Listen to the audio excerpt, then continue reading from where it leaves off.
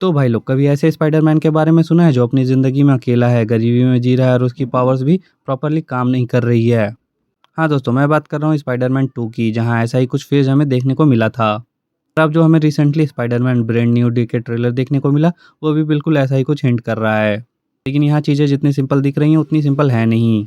चलिए थोड़ा स्टार्टिंग से समझते हैं। अगर आपको स्पाइडरमैन नो वे होम याद हो, तो उसके एंड में हमारा पीटर पार्कर दुनिया को बचाने के लिए डॉक्टर स्ट्रेंज से एक ऐसा स्पेल करवाता है, जिससे दुनिया भूल जाती है कि वो पीटर पार्कर कौन है, स्पाइडरमैन कौन है। मतलब ऐसे जैसे पीटर पार्कर दुनिया से इरेज ही हो गया हो। अब ऐसा करके पीटर टेक्निकली दुनिया तो बचा लेता है, लेकिन इसके बदले उसकी पूरी पर्सनल लाइफ पूरी तरह से ख़राब हो जाती है। ना उसके दोस्त एमजे नेड उसे पहचान रहे हैं, एंड ना ही कोई उसे और पहचान रहा है। एंड में पीटर एक लेटर लिखता है उन दोनों के लिए, उन्हें सच बताने के लिए, लेकिन वो लेटर भी उन्हें नहीं दे पाता है। ब्रांड न्यू डे यहीं से स्टार्ट कंटिन्यू करेगी। लगभग 4 साल का टाइमलाइन दिखलाया जाएगा, जहां हमें क्लियरली देख सकते हैं कि इतने सालों में पीटर सिर्फ एक ही काम कर रहा है, तो वो है स्पाइडरमैन बनना। और इंटरेस्टिंग बात यह है कि एक सीक्वेंस में हमें पीटर को सिटी का की भी मिलते हुए दिखाया गया है, जो बेसिकली एक ऑनर की तरह है। मतलब स्पाइडरमैन को विजिलेंटी नहीं, बल्कि एक प्रॉपर हीरो की तरह देखा जा रहा है। यहाँ पे उसे वैसे ट्रीट किया जा रहा है, मतलब इतना काम कर दिया है बंदे ने। तो हाँ, स्पाइडरमैन के लिए चीज़ें अच्छी हो रही हैं, पर पीटर पार्कर के लिए कैसे, उसे चलिए समझते हैं। जहाँ हम शुरुआत करेंगे पावर्स की बातों से। जहाँ स्टार्टिंग में मैंने टॉबी वाले स्पाइडरमैन की एग्जांपल दिया कि कैसे वो उसके लाइफ में एक फेज़ आया था जब उसकी पावर्स बंद हो गई थी, काम करना बंद कर गई थी। लेकिन मुझे लगता है कि यहाँ सिचुएशन थोड़ा अलग होगा, जबकि ट्रेलर में दिखलाया यही चीज़ जा रहा है कि उसके पावर्स काम नहीं कर रही हैं, बट चीज़ें अलग होंगी। स्पाइडरमैन अपनी पावर्स खो नहीं रहा है, वो इवॉल्व कर रहा है। ट्रेलर में मल्टीपल सीक्वेंस है जो ऐसे बात को हिंट करती हैं, जैसे कि उसका ऑर्गेनिक वेब आना, तो वो इवोल्यूशन है या फिर पावर शॉर्टेज है? मेरे हिसाब से इवोल्यूशन है। उसकी आप अगर बॉडी भी देखोगे, फिजिक देखोगे, वो तो थोड़ा ज़्यादा बल्की लग रहा है।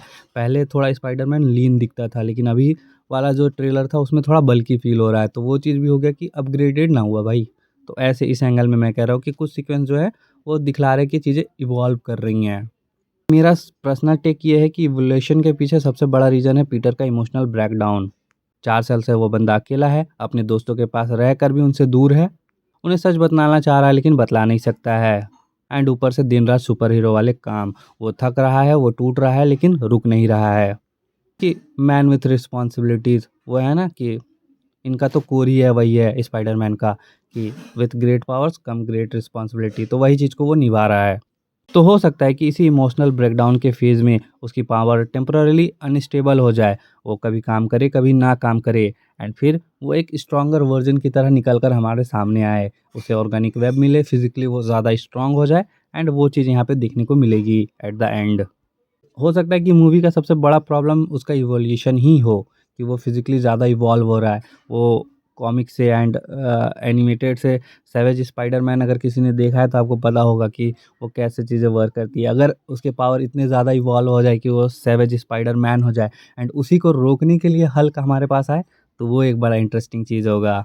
तो वो मैं देखना चाहता हूँ, बट ऐसा होना मुश्किल है। मैंने ब्रूस बैनर के हल्क की बात कर ली है, तो क्यों ना मूवीज़ में कैरेक्टर्स की बात कर लिया जाए, जहाँ सबसे पहला आएगा पनिशर। और अगर आपने इसके नेटफ्लिक्स वर्जन देखा है तो आपको पता है कि ये बंदा कितना ब्रूटल है। तब मुझे देखना ये है कि ये कैरेक्टर में कैसे फिट होगा, जहाँ एक तरफ वो आर रेटेड वाली दुनिया, वहीं दूसरी तरफ ये अपना फ्रेंडली नेबरहुड स्पाइडरमैन, कैसे ये दोनों कनेक्ट करेंगे। एंड जैसे कि मैंने ब्रूस बैनर को कहा कि हाँ, वो हमें ट्रेलर में दिख चुका है, बट हल्क के भी चांसेस है कि वो दिखेगा ही दिखेगा। एंड यहाँ पे हल्क वर्सेस स्पाइडरमैन वाला भी एक कैमियो का तो आ ही रहा था बार बार रिपोर्ट्स, तो हम शायद देख सकते हैं सेवेज स्पाइडरमैन वर्सेस हल्क। सबको लग रहा है कि स्पाइडरमैन रोकने जाएगा हल्क को, बट यहाँ पे उल्टा होगा, सेवेज स्पाइडरमैन को रोकने के लिए हल्क आएगा। तो ये एक इंटरेस्टिंग चीज़ हो सकती है। हम विलन्स की साइड बात करें तो द हैंड का रिटर्न, अगर आपको नेटफ्लिक्स वाले डिफेंडर शो से याद है, तो वहाँ पे हमें द हैंड का एक दिखलाया गया था ऑर्गेनाइजेशन, जो कि काफ़ी ब्रूटल चीज़ें करता था। तो वही चीज़ हमें यहाँ फिर से देखने को मिलेगा कि वो रिटर्न कर रहे हैं। वहीं एक बंदा है जो कि माइंड कंट्रोल कर रहा है। अब देखना ये है कि वो विलन साइड में है या हीरो साइड में। एंड वो टैंक वाले जो चेस सीक्वेंस थी, जो रियल लाइफ शूटिंग भी हुई थी, जिसके लेके बहुत सारे शॉट्स आए थे, लीक हुए थे, तो उसको लेकर यही था कि इसी सीक्वेंस के बाद हमें हल्क यहाँ पे देखने को मिलेगा, बट ऐसा यहाँ पे नहीं है। उस टैंक को एक ओल्ड लेडी चला रही हैं, जो कि कंट्रोल लग रही है, माइंड कंट्रोल। तो वो चीज़ देखना है। एंड फिर आगे चलकर एक सीक्वेंस में पीटर भी ऐसा लगता है कि वो किसी के माइंड कंट्रोल में है, तो वो पार्ट भी देखना है कि कैसे वर्क करता है। एंड फिर एक सीन में हमें स्कॉर्पियन भी देखने को मिल रहा है, तो वो भी एक है कि हाँ, यहाँ पर मल्टीपल विलन्स हमें देखने को मिल रही हैं, तो देखना है कि चीज़ें कैसे कैसे वर्क करेंगी एंड स्पाइडरमैन कैसे इन चीज़ों से इमोशनली निकल पाएगा, वो सबसे बड़ा इंपॉर्टेंट पॉइंट हो जाएगा। तो ओवरऑल भाई लोग यहाँ पे मल्टीपल चीज़ें हो रही हैं, जैसे कि इमोशनल ब्रेकडाउन हो रहा है, पावर का इवोल्यूशंस हो रहा है, मल्टीपल विलन्स है, मल्टीपल हीरोज़ है एंड सबसे सबसे इंपॉर्टेंट बात ये एक सिंपल सुपर हीरो स्टोरी नहीं है, ये कैरेक्टर ट्रांसफॉर्मेशन स्टोरी होने वाली है। अगर ये सब सही से एग्जीक्यूट हो गया तो हमें एक बिल्कुल ही नया स्पाइडरमैन का वर्जन देखने को मिल जाएगा यहाँ पे, तो मैं काफ़ी एक्साइटेड हूँ इसके लिए।